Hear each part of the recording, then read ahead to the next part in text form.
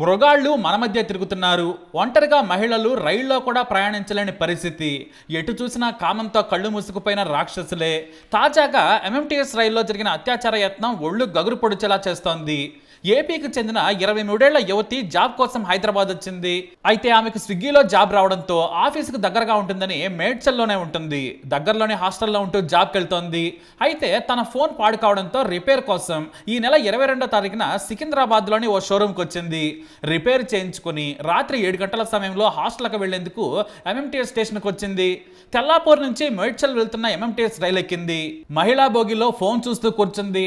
అయితే ముందు స్టేషన్లో అంటే అల్వాల్లో రాత్రి 8 గంటల 15 నిమిషాలకు ఆ బోగిలో అప్పటి వరకు ఉన్న 2 మహిళలు దిగిపోయారు. దీంతో ఒంటరిగా కూర్చుంది ఆ యువతి. కానీ భయపడలేదు, ఆలోచన కూడా రాలేదు. ఎందుకంటే ఎంఎంటీఎస్ ట్రైన్స్ భద్రంగా ఉంటాయనుకుంది. పైగా మహిళా బోగిలో ఉంది. ఫోన్ చూసుకుంటూ నిమగ్నమైంది ఆ మహిళ. ఇంతలో ఎవరో యువకుడు దగ్గరకు వస్తున్నట్లుగా అనిపించింది. వెంటనే ఆమె అలర్ట్ అయి లేచింది. దూరంగా జరిగింది. ఆమె దగ్గరకు వస్తూ భయపెట్టాడు. అరిస్తే చంపేస్తానంటూ వచ్చి పట్టుకున్నాడు. ఆమెకు సీన్ అర్థమైపోయింది. చుట్టూ ఎవరూ లేరు, ఒంటరిగా తాను మాత్రమే ఉంది. అతని చేతిలో అత్యాచారానికి గురవుతానని భయపడింది. అతను వచ్చి చేయి పట్టుకున్నాడు. కదులుతున్న ట్రైన్లో నుంచి యువతి తప్పించుకోలేదని ఆ నీచుడు అనుకున్నాడు. కానీ ఆ నీచుడి చేతిలో మానభంగం కంటే ప్రాణం పోవటమే బెటర్ అనుకుందేమో. అతన్ని నెట్టేసింది. వెంటనే కదులుతున్న రైల్లో నుంచి కొంపల్లి సమీపంలో దూకేసింది. అంతే, ఆమెకు తీవ్ర గాయాలయ్యాయి. అదృష్టం కొద్దీ ఆ సమయంలో స్పీడ్గా ట్రైన్ లేదు. అయినా మొహానికి గాయాలయ్యాయి. ఇంకా అదృష్టం ఏంటంటే అక్కడున్న కొంతమంది స్థానికులు అలాగే కొందరు రైల్లో నుంచి దూకిన యువతిని చూసి షాక్ అయ్యారు. ఆమె కింద పడగానే తలకు గాయం కావడంతో స్పృహ కోల్పోయింది. వెంటనే 108కి కాల్ చేశారు. జీఆర్పీ సిబ్బంది కూడా అక్కడికి చేరుకుని బాధితురాలని గాంధీ ఆసుపత్రికి తరలించారు. ఆ తర్వాత డాక్టర్లు చికిత్స చేశారు. ఆ సమయంలోనే ఆమె జరిగిన విషయాన్ని చెప్పింది. దీంతో ఈ విషయం పోలీసులకు తెలియడంతో అంతా షాక్ అయ్యారు. రైల్లో కూడా భద్రత లేకుంటే ఎలా అని నెటిజన్లు సోషల్ మీడియాలో హోరెత్తించారు. రైల్వే ఎస్పీ చందనా దీప్తి బాధితురాలని పరామర్శించారు.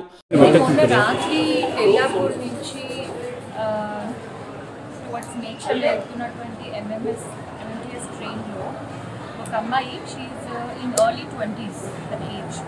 అందుకంటే legal issues we can't reveal the identity. తను లేడీస్ కంపార్ట్మెంట్లో వెళ్తుంది. తనతో పాటు ఇంకొక 2 లేడీస్ ఉన్నారు. అయితే ఆల్వాల్ ప్రాంతంలో వాళ్ళు దిగి వెళ్ళిపోయారు. సో తను ఒకటే ఉంది కంపార్ట్మెంట్లో. ఇన్ ఎడిషన్ ఒక అతను కూడా ఉన్నారు.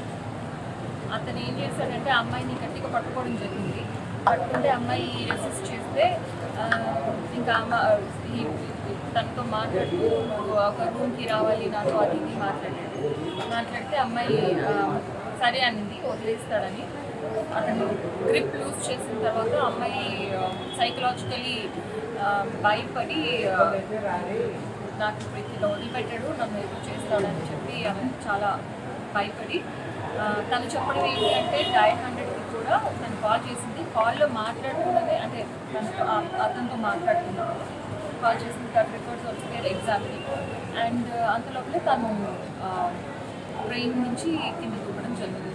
దూకిన తర్వాత I think she lost consciousness. She saying హాస్పిటల్కి వచ్చిన తర్వాతనే తనకి మళ్ళా స్ప్రో వచ్చిందని చెప్తుంది. So we are still keeping her in observation. Her condition is stable. ఆమెకు డాక్టర్లు వైద్యం చేశారు. ప్రాణాపాయం నుంచి కాపాడారు.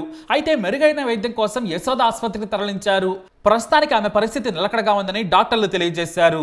మరోవైపు ఆమె మాట్లాడలేని స్థితిలో ఉన్నా కూడా వివరాలను కష్టంగానైనా సేకరించారు.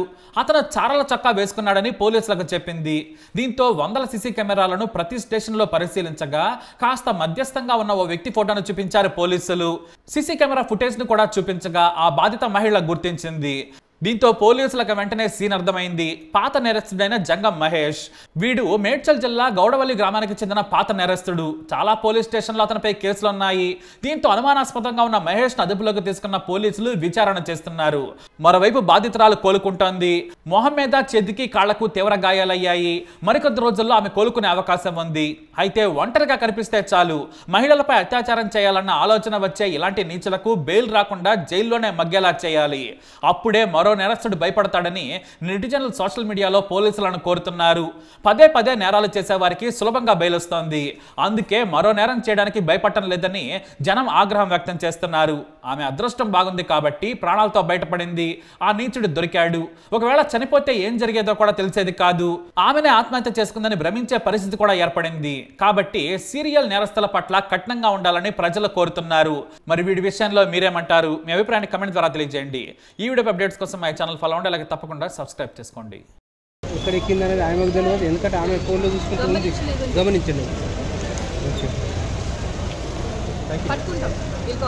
Thank you madam. పెద్ద పెద్ద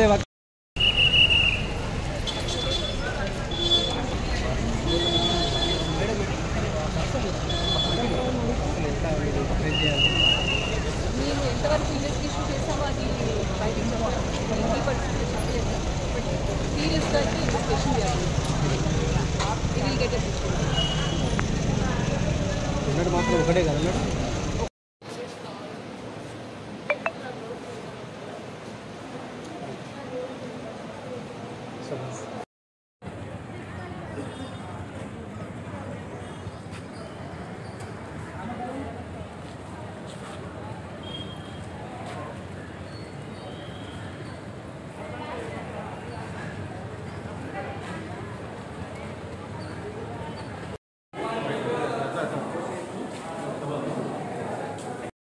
మొన్న రాత్రి తెల్లాపూర్ నుంచి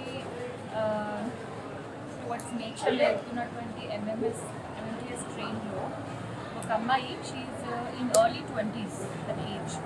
అందుకంటే legal issues we can't reveal the identity. తను లేడీస్ కంపార్ట్మెంట్లో వెళ్తుంది. తనతో పాటు ఇంకొక ఇద్దరు లేడీస్ ఉన్నారు. అయితే ఆల్వాల్ ప్రాంతంలో వాళ్ళు దిగి వెళ్ళిపోయారు. సో తను ఒకటే ఉంది కంపార్ట్మెంట్లో. ఇన్ ఎడిషన్ ఒక అతను కూడా ఉన్నారు. అతను ఏం చేశాడంటే అమ్మాయిని గట్టిగా పట్టుకోవడం జరిగింది.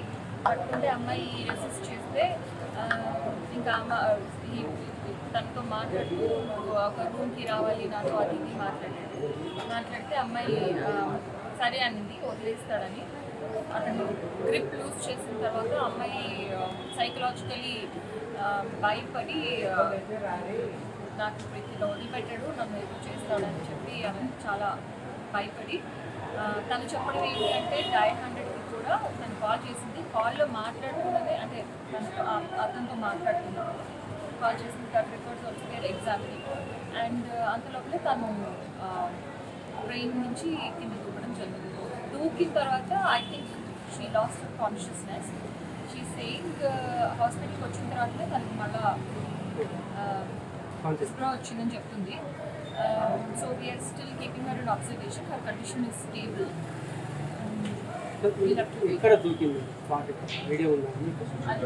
సుచిత్ర